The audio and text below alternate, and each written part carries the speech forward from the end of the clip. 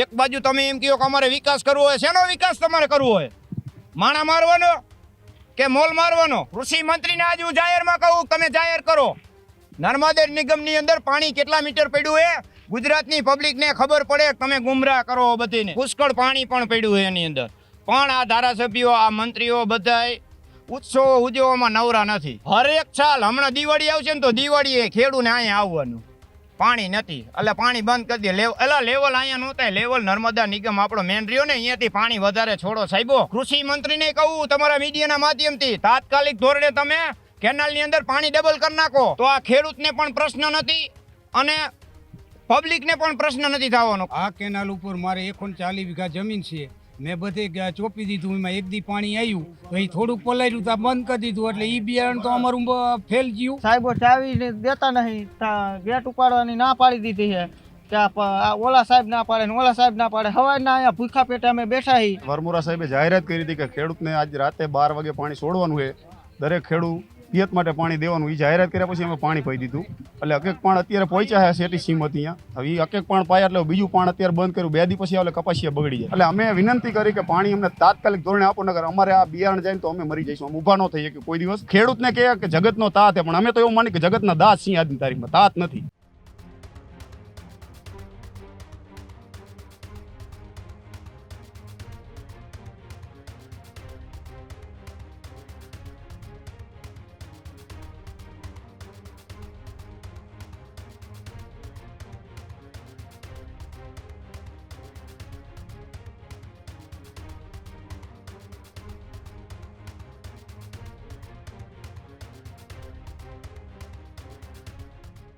મોરબીમાં હળવદના ડેમ ખાતે ખેડૂતોનું હલ્લાબોલે જોવા મળ્યો છે, જ્યાં મોરબીમાં હળવદના બ્રાહ્મણી ડેમ 2 ખાતે ખેડૂતોના હલ્લાબોલની ઘટના એ સામે આવી છે, જેમાં પિયતના પાણીની માંગ સાથે મોટી સંખ્યામાં ખેડૂતો અહીંયા પહોંચ્યા હતા. બ્રાહ્મણી ડેમમાંથી 7થી વધુ ગામોને અત્યારે સિંચાઈનું પાણી મળી રહ્યું છે, ત્યારે ધનાળા, મયુનગર સહિત અનેક ગામોમાં ખેડૂતો એકજૂટ થયા હતા. મગફળી અને કપાસના પાક માટે પાણીની તત્કાલિક માંગ પણ ખેડૂતો દ્વારા કરવામાં આવી રહી છે, ત્યારે સિંચાઈના પાણી માટે ખેડૂતોનો ઉગ્ર વિરોધ એ જોવા મળી રહ્યો છે. ત્યારે ડેમ ખાતે ખેડૂતોના ધરણાથી પ્રશાસન એ દોડતું જોવા મળી રહ્યું છે. પાક બચાવવા માટે ખેડૂતોને પાણી છોડવાની માંગ પણ સરકાર સામે હાલ કરી છે. બ્રાહ્મણી ડેમ પર ખેડૂતોનો રોષ એ ફાટી નીકળ્યો છે, ત્યારે પિયતના પાણી મુદ્દે હળવદમાં ખેડૂત આંદોલન હાલ તેજ બન્યું છે. ત્યારે આવો સાંભળીએ ખેડૂતો શું માંગણી કરી રહ્યા છે. મારું નામ જગદીશભાઈ ગણેશભાઈ, જૂના ઘાટીલા. હું ખેતી કરું છું. આ કેનાલ ઉપર મારે 140 વીઘા જમીન છે, મેં બધે ચોપી દીધું. એમાં એક દી પાણી આવ્યું તો એ થોડુંક પલાર્યું તો બંધ કરી દીધું, એટલે ઈ બિયારણ તો અમારું ફેલ ગયું. અમારા માણસોને અહીંયા પીવા કે ઓલું નથી. આને તો 2 દી નેવર જલાવો પાણી ઓલું કરું હતું. પહેલાં વરમોરા સાહેબે એમ કીધું હતું કે અમે પીવાના પાણીમાં ઓલું કરશું, ઘટ કરશું ને આમાં પાણી આપતું ખેતીવાડીમાં.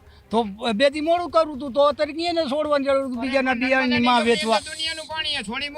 તો પાણી તો નર્મદામાં પાણીનો ક્યાં તૂટો હોય? તો પહેલાં બામણી બેમાં પાણીનો આપણે કંઈક એનો ઓલો તો કરવું જોઈએ ને, નેવર તો લેવું જોઈએ ને. નેવર તો લેવું નથી ને. પબ્લિકને એના આગળ જવા હાટું, ધક્કા ખવડાવવા, ગરજ કરાવવા હાટું જ આ કાર્ય કરે કે અમારા આગળ આવે, અમારા ગરજ કરે તો અમારા કોર વરે.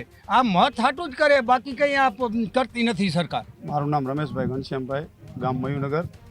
હવે પાણી અત્યારે એક પાણ પાઈ દીધા છે. વરમોરા સાહેબે જાહેરાત કરી હતી કે ખેડૂતને આજ રાતે 12 વાગે પાણી છોડવાનું છે, દરેક ખેડૂત પિયત માટે પાણી દેવાનું. એ જાહેરાત કર્યા પછી અમે પાણી પાઈ દીધું. એટલે અકેક પાણ અત્યારે પહોંચ્યા છે સેટી સીમ હતી અહીંયા. હવે એ અકેક પાણ પાયા એટલે બીજું પાણ અત્યારે બંધ કર્યું. 2 દી પછી એટલે કપાસિયા બગડી જાય. પછી 1000ની ઠેલી લઈને વાવ્યા સાહેબ, એટલે લાખ કોઈને 1.5 લાખ એવું બિયારણની ખોટ જાય. એટલે અમે તો એમ કઈ વિનંતી કરી કે આ તંત્રને તાત્કાલિક પાણી ઉપરથી વધારો ને પમ્પિંગ બંધ કરો. ત્યારે એમ કહેતા હતા કે થોડુંક વરમોરા સાહેબ કે એમાંથી ઘટાડશું એટલે પાણી ખેડૂત મળી જશે. ને અત્યારે બધાય પંપ ચાલુ છે, એટલે જેટલું પાણી આવે ને એટલું પાણી જતું રહે. એટલે અમે વિનંતી કરી કે પાણી અમને તાત્કાલિક ધોરણે આપો, નગર અમારે આ બિયારણ જાય તો અમે મરી જઈશું. અમે ઊભા ન થઈએ કે કોઈ દિવસ. બાકી તો જો આ પાણી લોકશાહી લોકોનું છે, એ નથી દેવા. કૃષ્ણ કુમારજી સિંહજી ગોંડલના રાજા એના 1875 દેવા તૈયાર હતા. આ તો અમારું અમને નથી દેતા. એટલે અમે એટલી વિનંતી કરી કે આ પાણી તમારે દેવું પડે ને, કે અમે અમને ઊભા નહીં થઈ શકીએ. ખેડૂતને કહે કે જગતનો તાત છે, પણ અમે તો એવું માની કે જગતના દાસ છીએ. આજની તારીખમાં તાત નથી. તાત શબ્દો નીકળીને દાસ બનાવી દીધા. મારું ગામ પ્રતાપગઢ, ગણેશિયા જગમાલ રમેશભાઈ. કેનાલમાં પાણી કાલ બંધ કરી દીધું છે. અમે બધા અહીંયા પાણી છોડાવવા આવ્યા છીએ. સાહેબો ચાવી દેતા નહીં, ગેટ ઉપાડવાની ના પાડી દીધી છે કે આ ઓલા સાહેબ ના પાડે ને ઓલા સાહેબ ના પાડે. સવારના અહીંયા ભૂખા પેટે અમે બેઠા છીએ. બિયારણ બગડે એવું છે, એક એક પાણ પાઈને મેકી દીધા છે. તો અમે એમ કહેવા માંગી છીએ કે અમને તાત્કાલિક અત્યારે પાણી છોડે. તમારે કેટલા વીઘા ખેતીના પાણીનો શું નુકસાન જાય? 6 વીઘા ખેતી છે અને 5 લાખનું નુકસાન આવે. તમારે શું રજૂઆત છે? પાણી દીધો અમને અત્યારે તાત્કાલિક. મારું નામ ચમનભાઈ રાજાભાઈ મયુરનગરના. અમારે હજારો વીઘા જગ્યામાં કપાસિયા ચોપેલા છે અને અડધામાં અચેક પણ પીધેલું છે. કપાસિયા બગડે એવું છે. પ્રકાશ વરમોરા કહેતા હતા પાણી છોડશું, પાછું પાણી બંધ કરી દીધું. અમારે શું કરવાનું? હજારો રૂપિયાનું નુકસાન થાય એવું છે, લાખો રૂપિયાનું. તમારા ગામમાં અંદાજિત કેટલી જમીન આવેલી છે? કેટલા રૂપિયાનું? 3-4 હજાર વીઘા જમીન છે. બધું નુકસાન તો ઘણું આવે એવું છે. તમારી શું રજૂઆત છે? પાણી તાત્કાલિક છોડવાનું. મારું નામ શૈલેષભાઈ દેવદનભાઈ ડાંગર, ગામ મયુરનગર, મોરબી જિલ્લાના 300 ગામ છે ભાઈ. એની અંદર ખેતી આવે છે અને પીવાનું પાણી પણ નથી મળતું 300 ગામને. કારણ શું? એક જ નર્મદા નિગમ જે ગુજરાતનો 1st નંબરનો ડેમ હાઈ ક્લાસ બની ગયો હોય અને પુષ્કળ પાણી પણ પડ્યું હોય એની અંદર, પણ આ ધારાસભ્યો, આ મંત્રીઓ બધાય ઉત્સવો ઉજવવામાં નવરા નથી. સાંભળી લ્યો, જો એ હકીકતની અંદર આ બધે રજૂઆત નર્મદા નિગમની અંદર કરે કે જેટલા પાણી છે, જેને જરૂર છે એને તાત્કાલિક ધોરણે કેનાલોની અંદર જે પાણી અત્યારે આવી રહ્યું એનાથી ડબલ પાણી છોડી મૂકે કેનાલોની અંદર, તો આ ખેડૂતને પણ પ્રશ્ન નથી અને પબ્લિકને પણ પ્રશ્ન નથી થવાનો. કોઈ ખેડૂતે અંદરો અંદર નથી બાજેમાં. આ તો કેવું, એક ખેડૂત અંદરો અંદર બાજે એવી યોજના કરીને મૂકી દીધી છે. પાણી તો દુનિયાનું છે. હવે એને પિતૃ કાર્ય કરવું હોય તો અહીંયા એના બાપા હાટું રાખ્યું હોય તો અમને ખબર નથી. કારણ કે અહીંયા તો ખેડૂતને પાણી જળતું નથી. અત્યારે એક પાણી પાઈ દીધા, હવે ખેડૂતને પાણી થઈ ગયું બંધ સાહેબ. હવે ખેડૂત શું કરવાનું? 3-3, 4-4 લાખના હરેક ખેડૂએ ખર્ચા કરીને મૂક્યા. આ એક સાલ નહીં સાહેબ, હરેક સાલ. હમણાં દિવાળી આવશે ને તો દિવાળીએ ખેડૂને અહીંયા આવવાનું. પાણી નથી એટલે પાણી બંધ કરી દે.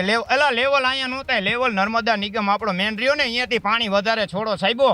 ધારાસભ્યો, કૃષિ મંત્રીને કહું તમારા મીડિયાના માધ્યમથી, તાત્કાલિક ધોરણે તમે કેનાલની અંદર પાણી ડબલ કરી નાખો, પાણી છોડો. તો આ ખેડૂતનો પાક અત્યારે એક પાણ પાણી તમે બંધ કરી દીધો છે તો એ બંધ ન થાય અને જેથી કરીને તાત્કાલિક ધોરણે આ ડેમ ભરાઈ જાય, પીવાના પાણીની સમસ્યા ન થાય પબ્લિકને અને ખેડૂતને પણ સમસ્યા ન થાય.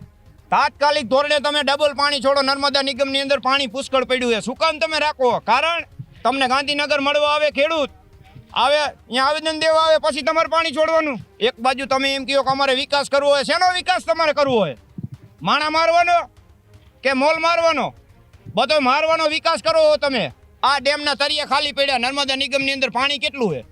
કૃષિ મંત્રીને આજ હું જાહેરમાં કહું, તમે જાહેર કરો નર્મદા નિગમની અંદર પાણી કેટલા મીટર પડ્યું છે. ગુજરાતની પબ્લિકને ખબર પડે. તમે ગુમરાહ કરો બધીને. ખેડૂત ભાઈઓ છે ખેતરમાં ડ્રોન ઉડાવતા હોય છે ત્યારે આપણે એક પ્રશ્ન સતાવતો હોય છે કે જે આપણે અત્યાર સુધી જીપીએસ ટેકનોલોજી વાળા ડ્રોન વાપર્યા છે, જેથી કરીને મોબાઈલ ટાવર છે અથવા તો હાઈ ટેન્શન લાઈન પસાર થતી હોય, કોઈ વૃક્ષો હોય, ત્યારે જે જીપીએસ ટેકનોલોજી વાળા ડ્રોન છે એમાં ટકરાય અને ટ્રેસ થાય છે. પણ એગ્રીવન લાવ્યું છે GNSS ટેકનોલોજી ડ્રોન, જેથી કરીને એ ડ્રોન છે એ કોઈ જગ્યાએ ટકરાય નહીં, પોતાની રીતે જ ડિસિઝન લે છે અને મૂવ થઈ જાય છે. જેથી કરીને GNSS ટેકનોલોજી ડ્રોન છે એ વાપરવાનો આગ્રહ રાખો.